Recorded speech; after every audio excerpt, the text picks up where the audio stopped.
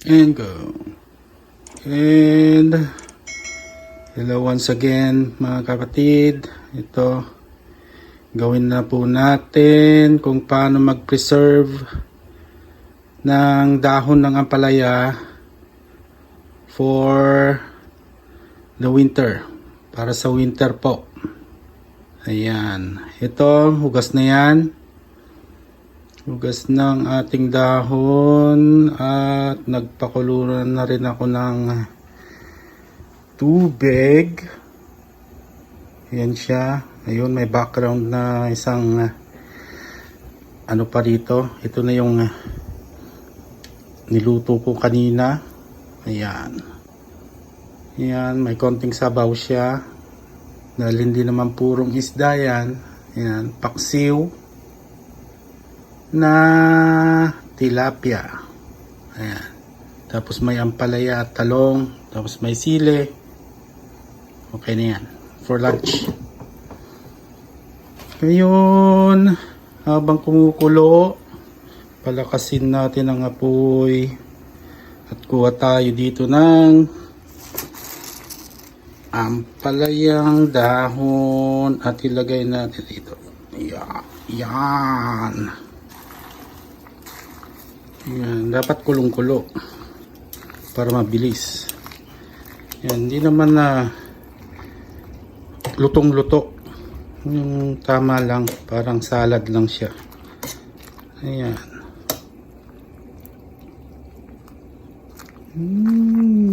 Saglit lang siya. Ayan, lubog-lubog lang.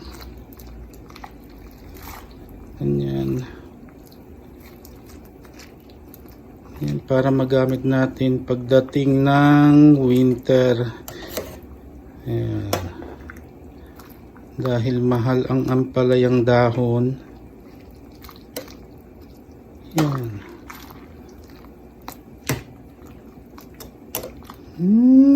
Alright.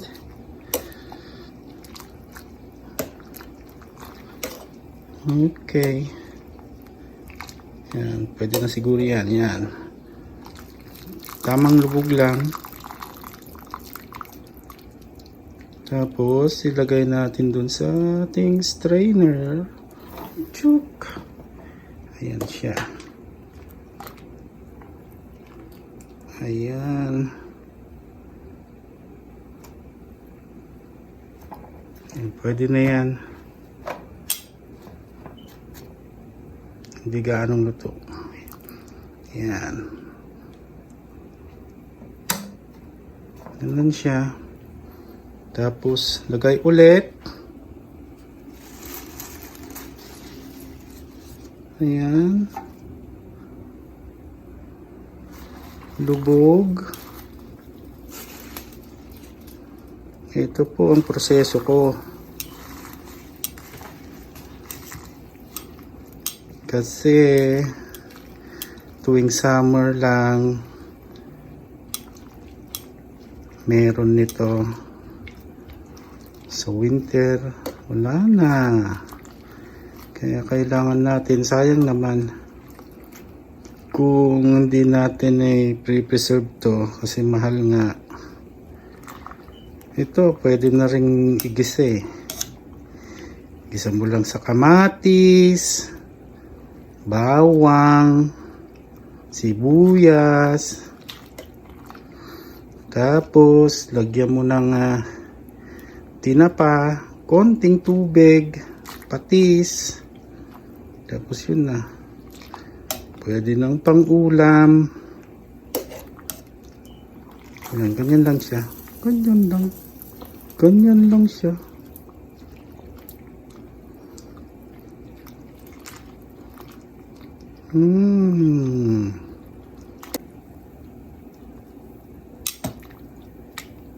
Hindi gaanong mainit. Kasi pwede na yan. Ahon ulit. Nag-iba na yung kulay niya. Siguro yan yung pait niya. Yan yung lasang ampalaya niya.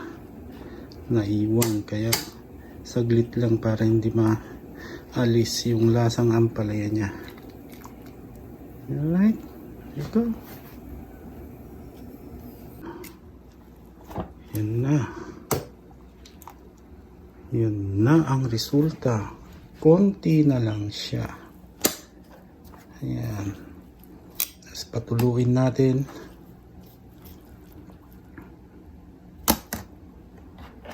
Alright. Patuluin lang. Ay, ganyan lang siya. Parang overcook din sa loob. Pwede natin ganyan. Okay. At maya-maya magantay tayo ng mga siguro 10 minutes. Pwede natin ilagay sa Ziploc. Alright. Maya-maya lang. Okay.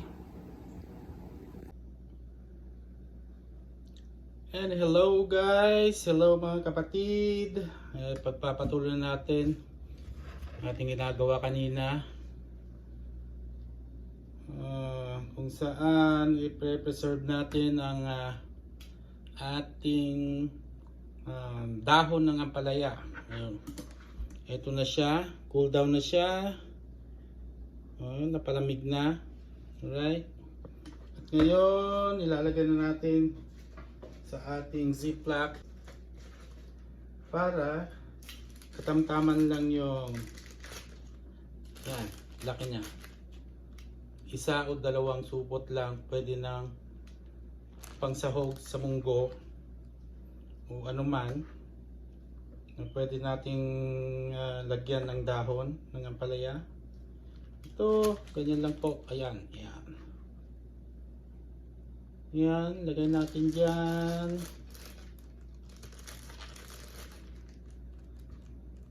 Tansyahin na lang po natin, okay? Yon.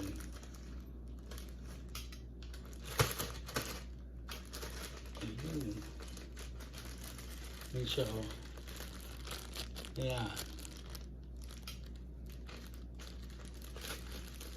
Pwede na siguro to. Pero pag ako naglalagay kasi dalawang ganito. Alright.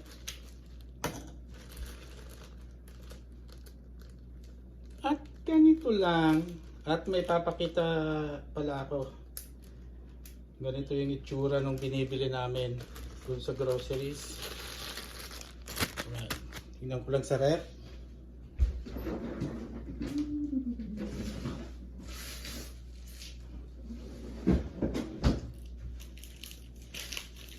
Ayan siya. Ayan. Yan. Huwag na natin pakita yung pangalan niya. Alright. Ito, binili ko nung siguro winter pa. Ayan. Ayan siya. At ito siguro $3 or less than $3. Ayan. Ayan. Oh. Ayan siya. Ganito siya karami. Pero may tubig yan. Kaya parang marami. Tapos napitpit. Ito. Ito naman sa atin. Ayan. Ganito rin ang magiging itsura nito. Ayan. Okay. Lagay ulit tayo hanggang maubos ang ating pinakuluan ng palaya. Yan lang siya.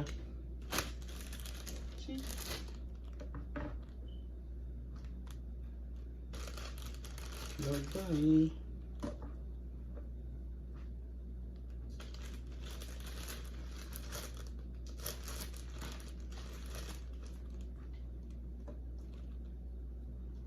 Tansyahin na lang po natin. Ayan, parang marami. Kasi marami to eh.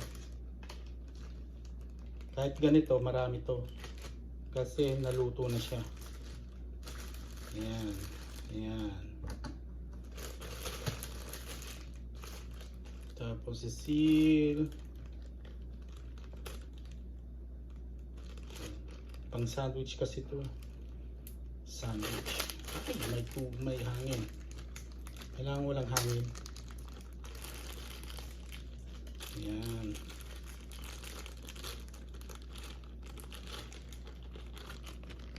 Ito. Tuloy lang. Yun lang siya. Pagkadami-dami kanina, konti na lang.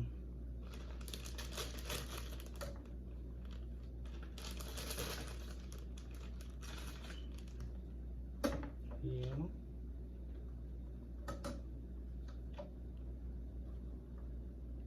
Kasi guys, may nakita akong, siguro Pilipino yun. May garden din siya. Nadadaanan namin. Pa-winter na, nakikita ko, kadami pa rin dahon yung ampalaya niya. Sayang naman. Parang hindi niya yata alam. Ayan. Ito guys, tinuro lang din sa akin ng mama ko. Ayan. Siguro 4 lang na, ay 5. 5 pala. And sa next week or 2 weeks, kukuha ulit ako. Pero hindi pa, ewan ko, tingnan lang natin pagka ano, kasi pinapalaki ko pa yung mga bunga nun. O yan, 2 pa. Yun lang siya. Oh, ayan, ayan. Parang ang konti pero marami to. Hold. Wow, hindi nalagay. Ayan. Can see. Parang konti. Pero marami yan.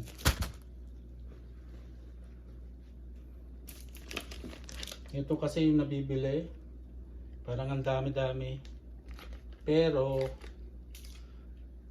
pag nawala na yung tubig dun sa loob, pag dinefrost na, ang konti na lang, ganyan lang siya. Piraso na. Konti. At yan, last na to.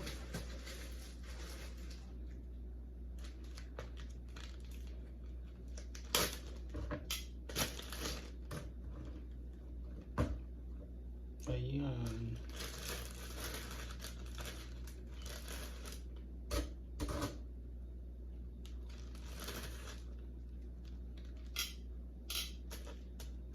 Yun na. Tapos na. Ay! Muntik. Muntik. Muntik mahulog. Seal.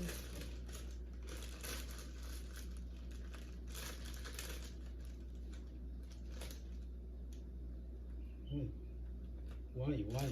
Ayaw. Ayan. Naka 5 siklak tayo. Ayan. 5 siklak yan. Okay. At yan na. Tapos na.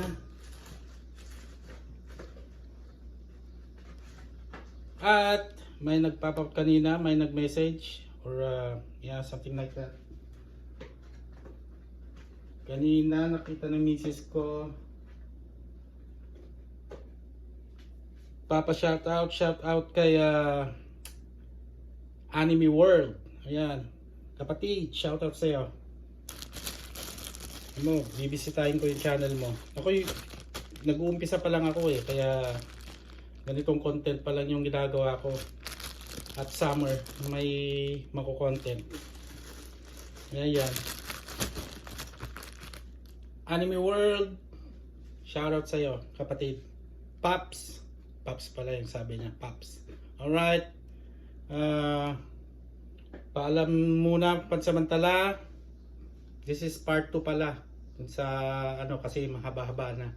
Alright, don't forget to share, like, and of course, subscribe. Okay mga kapatid, bye for now. Babush!